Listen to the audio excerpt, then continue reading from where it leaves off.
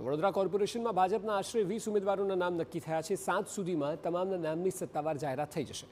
પૂર્વ મેયર અને પૂર્વ કાઉન્સિલર સહિત 20 જેટલા દાવેદારોના નામ નિશ્ચિત માનવામાં આવે છે અને આ તમામની જાહેરાત જે છે તે આજે 7 સુધીમાં થશે। જે રીતે રાજકોટમાં જણાવવામાં આવ્યું તે જ પ્રકારની સ્થિતિ વડોદરામાં કે 7 સુધીમાં 20 જેટલા ઉમેદવારોના નામ નક્કી થઈને તેની સત્તાવાર જાહેરાત કરવામાં આવશે, જેમાં પૂર્વ મેયર અને પૂર્વ કાઉન્સિલર સહિત 20 જેટલા દાવેદારોના નામ નિશ્ચિત છે। તો આ વિષય પર વધુ માહિતી આપી રહ્યા છે વડોદરાથી સંવાદદાતા અંજલિ ઓઝા। અંજલિ, આજે 7 સુધીમાં ઉમેદવારોના નામ જાહેર થાય તેમ છે, શું સમીકરણ જોવા મળી શકે છે? જૂના લોકોને રિપીટ કરાશે, નવા લોકોને સ્થાન અપાશે, શું સ્થિતિ છે?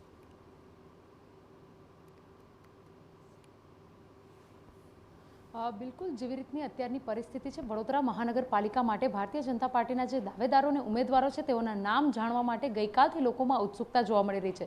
જે લોકોએ પોતાની દાવેદારી નોંધાવી છે તેવા લોકો અને તેની સાથે સાથે જે લોકોને પોતાની ઉમેદવારી મળવાની જ છે તેવા આશય સાથે બેસેલા, તેવી ઈચ્છા સાથે તેવી માનસિકતા સાથે બેસેલા લોકોને પણ સતત રાત સુધી ફોનને હાથમાં રાખીને જ બેઠા હતા, કારણ કે ક્યાંક જો યાદી જાહેર થાય તો તેઓને પહેલી જાણ થાય તે પ્રકારની માહિતી મેળવવા માટે લોકોએ એકબીજા કાઉન્સિલરોને ફોન કરીને, એકબીજા જે દાવેદારો છે તેઓને ફોન કરીને પૂછતા રહ્યા હતા કે તેઓને ફોન આવ્યો છે, કોઈ પણ પ્રકારની માહિતી મળી છે કે કેમ।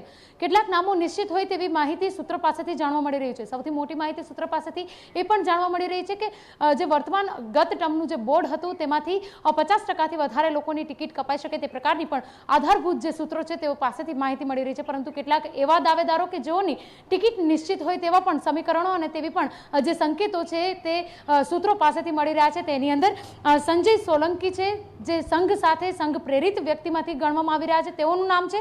ત્યારબાદ સમીર વાઘેલા, આદિત્ય પટેલ કે જેઓ શિક્ષણ સમિતિના ચેરમેન તરીકેનું પદ પણ નિભાવી ચૂક્યા છે। આ સિવાય અજીત દધીજ કે જેઓ પૂર્વ કાઉન્સિલર વોર્ડ નંબર 4 એટલે કે મેયરના વોર્ડમાંથી આવતા હતા, તેઓની ટિકિટ પણ નિશ્ચિત હોય તે પ્રકારની જે અત્યારે ચર્ચાઓ છે અને તેની સાથે સાથે જે નામો નિશ્ચિત છે, જે સૂત્રો પાસેથી માહિતી મળી રહી છે તેની અંદર તેમનું નામ પણ સામેલ જોવા મળી રહ્યું છે। બીજી તરફ મિથિલેશ પટેલ, ભાણજી પટેલ, મહાવીરસિંહ રાજપુરોહિત કે જેઓ સાંસદના નિકટના વ્યક્તિ તરીકે માનવામાં આવી રહ્યા છે, શૈલેષ પાટીલ કે જેઓ દંડક તરીકેની જવાબદારી નિભાવતા હતા અને સુરતનું કનેક્શનના કારણે તેઓની ટિકિટ પણ નિશ્ચિત છે તેવી પણ માહિતી મળી રહી છે। ઉપરાંત ઉપેન્દ્ર અરગડે કે જેઓ સાંસદના નિકટના હોય ને તેઓ માટે જે ચર્ચા પાર્લામેન્ટરી બોર્ડની અંદર આ નામની અંગે પણ ચર્ચા કરવામાં આવી હતી। તેજલ વ્યાસ કે જેઓ પૂર્વ 5 નંબરના વોર્ડમાંથી કાઉન્સિલર રહી ચૂક્યા છે અને વિધાનસભાના જે ધારાસભ્ય છે તેઓ દ્વારા તેઓના નામ માટેની રજૂઆત કરવામાં આવી હતી અને લગભગ નામો નિશ્ચિત હોય તે પ્રકારની માહિતી અત્યારે મળી રહી છે।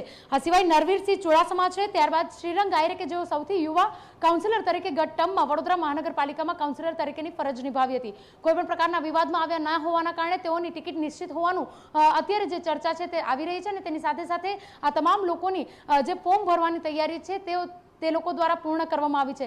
કેટલાક નામો એવા પણ છે કે જેઓને અલગથી ફોન કરીને જાણ કરવામાં આવશે તેવી પણ ચર્ચા થઈ રહી છે, પરંતુ જે રીતે પાર્લામેન્ટરી બોર્ડની અંદર ધારાસભ્યો પણ બેઠા હતા તે લોકોને એવી પણ એક સૂચના આપવામાં આવી હતી કે કોઈ પણ પ્રકારની જે માહિતી છે તે બહાર લીક ના થવી જોઈએ, ગુપ્તતા જાળવવામાં આવે, અન્યથા જે નામોમાં ફેરફાર અંતિમ ઘડીએ પણ થઈ શકે છે। જે રીતે સુરત હોય, અમદાવાદ હોય કે રાજકોટ હોય તેવી જ રીતે વડોદરાના નામો અંતિમ છેલ્લી ઘડી સુધી જાહેર નહીં કરાતા, ક્યાંક કોકડું ગૂંચવાયું હોય તેવી પણ પરિસ્થિતિ વડોદરા શહેર મહાનગરપાલિકાના ઉમેદવારો માટે પણ જોવા મળી રહી છે।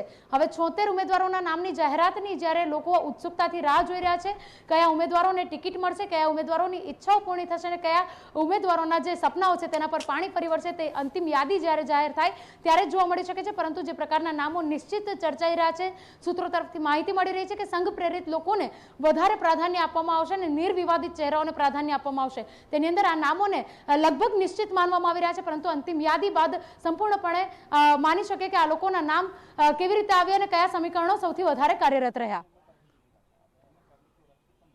આભાર સમગ્ર માહિતી બદલ।